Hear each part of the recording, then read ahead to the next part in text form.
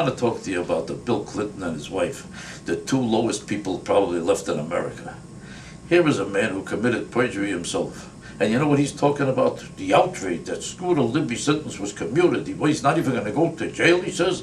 A man is not going to go to jail for committing perjury. He can't believe it. Here is a man who committed perjury himself, and everybody seems to forget about it because the press of America is on his side. They made him a hero. Nobody criticizes him, and everybody collectively developed some kind of a mental condition where they can't think straight. Everybody became brainless or stupid or moronic or hopeless. The American people have become so completely outrageously ignorant and forgiving of this sick, immoral character that they choose to never to remember any crime he commits, and every time he commits another crime, he becomes more and more popular. That's why he has the gall to come out to you and talk to you about how mad he is about this. Could you imagine a man who's furious about this, about the Scooter Libby case? It's as if John Gotti was furious that he found out somebody passed the red light. It's how Adolf Hitler should find out somebody committed murder, and he's mad. A guy who commits crimes every day of a hideous nature. Listen to this. First of all, he pardoned 4 times as many people as Bush, and everybody seems to forget that altogether. And he has the gall to talk to you about a commuting of sentence when he pardoned major thieves one after the other. He pardoned Mark Ridge, a fugitive from justice. A fugitive from justice because he got $1 million for his library. His library? Why? What do they have there? Dirty pictures? I guarantee you there's not a library with one word of intelligence in it.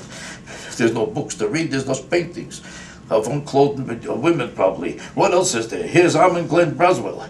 He was convicted. You know why? He was convicted of perjury, but he was immediately pardoned by Clinton because he collected $400,000 for it. $400,000 from his older brother.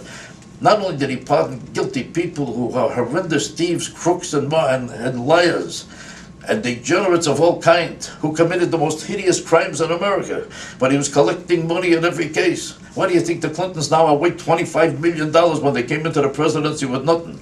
Here's an example of a corrupt man who is a thief and pardoned one thief after another, a man who belongs in jail himself and is not ashamed to tell you about what terrible thing somebody else did. Look at the terrible thing. Bill Clinton issued 456 pardons, and he got probably paid for every one of them. Here's a whole group of pardons. Here, pages full of pardons. The Justice Department considered these all thieves. They were all convicted thieves and crooks and liars and murderers. All got away with it because they're all his partners in crime. They're just as low as he is. And how come nobody cares? And nobody mentions it. They talk about fairness, a fairness doctrine for the radio. If there was any fairness in the press of America, how come they don't mention this? How come the people don't care about it? How come we have a collective ignorant population that doesn't even think or care about the fact that this man, here's an example of how low he is. He's a brazen lowlife who can look you in the eye and it means nothing to him to lie straight to your face. Somebody asked him a question. How come you're complaining about these pardons when you pardon thieves and crooks and liars dozens of times? And you know what he said? Well, he said, look how low he is. How many people have the nerve, a perjurer, to tell you something like this? Yeah, but I think the facts were different. Different? It certainly was different because Bush is an honest man. And this man got paid for every time he pardoned somebody. That's why he's so rich today. Look what he said. I think there are guidelines for what happens when somebody is convicted. What's the guidelines if you pardon one crook after another for hundreds of thousands of dollars every time, and sometimes millions? You've got to understand, he said. Would you have the nerve to say this if you're a convicted perjurer yourself? You've got to understand this is consistent with their philosophy. They believe that they should be able to do whatever they want to do, and that the law is a minor obstacle.